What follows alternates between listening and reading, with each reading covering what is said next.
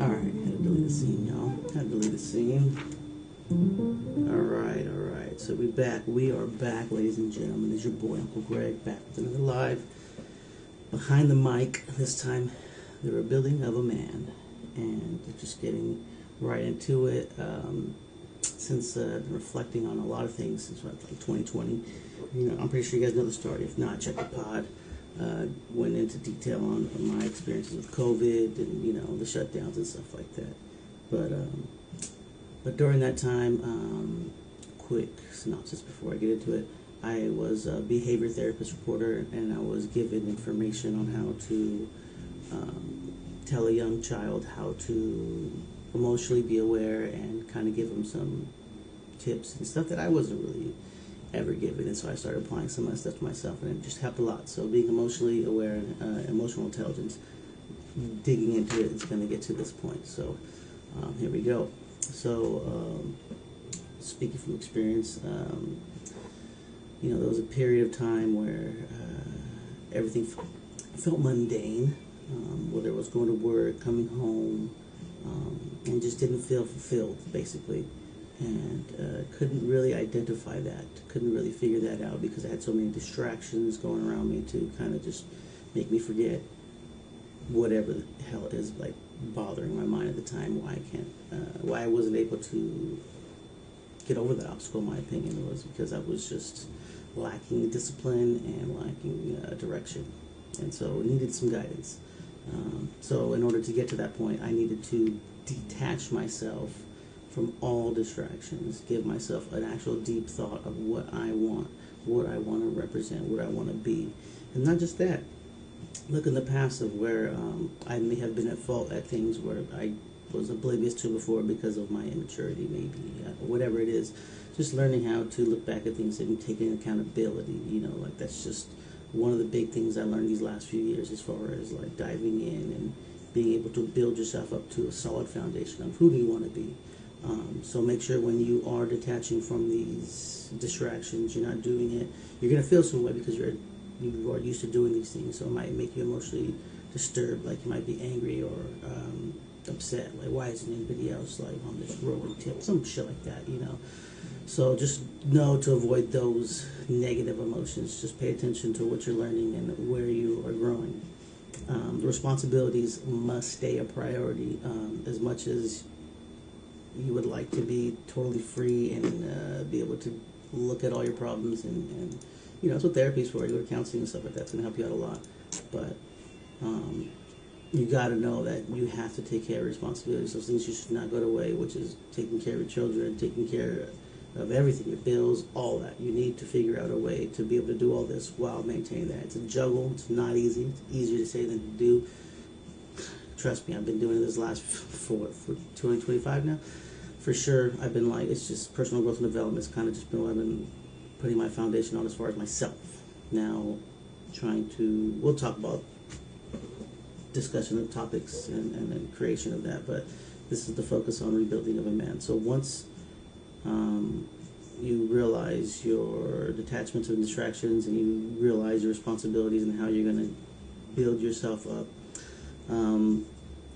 be aware of the time and space needed to grow and know that days are fast, especially in our adult age where we're all working and time is very scarce as far as availability to learn and do extra things. So be aware of how long you are in this rebuilding stage and know that if you had any close connections with people around you, make sure to stay in contact because they deserve to at least hear that you're okay. You know, you don't have to tell them exactly what you're going through. If you want, it's up to you. It's your decision to do all that shit. But know that, you know, I felt personally detracted. I detracted too long from all the stuff that I was into, because at some point I wasn't even into it anymore. Like even now, like I'm not into sports and all that like I used to, and I'm going back into that field. So I know that I want to do it for a career, because I've been trying to get in media for a decade. So that's nothing that's where I'm coming at, as far as like I know what I want to do. But you know, it took me a while to get to this point. I went through a divorce. You know, a lot of people who know me personally, you know, I've been almost a year since my son had passed. So there's many obstacles, along with my own self and my own negative thoughts, you know, doubting myself. Has pretty much, I felt,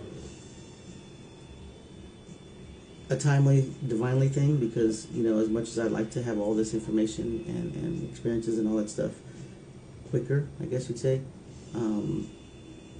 you gotta let life take its place and take it as it is. So, you know, now I'm trying to get back into sports. I'm trying to get back into that as a profession and a career, because I know I can do it.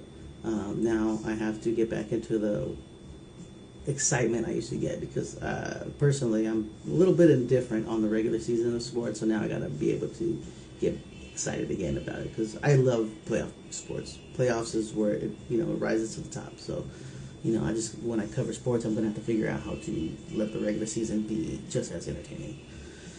But anyways, that's me.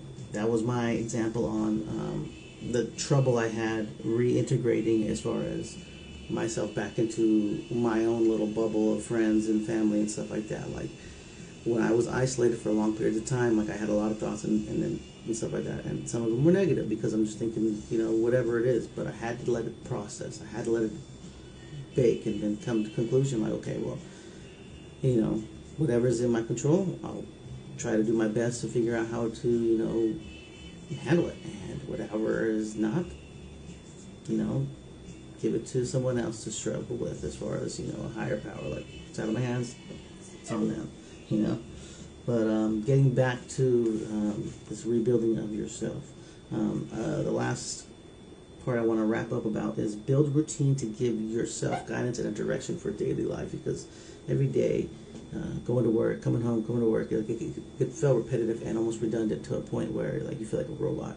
So you need to make sure that, you know, you build a routine and make it feel like you're actually working towards and achieving something, because it's going to make you feel good. Create goals, big or small, and strive for them. You know, don't be afraid. Don't be afraid of the unknown. Go for it, and know what you want to stand for. And with this newfound awareness and consciousness, go attack this. Go attack your goals, your dreams, how you want to be in this world, because we live once, and life is fleeting. So let's do what we want to do. Know why we're doing it. Give us a reason, and get some emotional intelligence in this, because if we can't, then we're not going to know why we do anything. And I'm going to get more into that into the next one, as far as art, creating, and emotions, and how you need them and understanding them in order to create. But other than that, I hope you guys enjoyed what I had to say. The rebuilding of man took a long time to get to this point, and, you know, we're here. I've taken a lot of notes mentally. Hey, what's up, man? I appreciate you coming checking in. Just wanting to, you know, give other males, other humans, the tip on, hey, if you feel like there's just too much going on at once, detract yourself from everything. Give yourself some time and space to breathe and figure out what's important to you, and give yourself some, you know, purpose. That's what we need. All right, y'all. Hope you guys enjoyed it. Thank you.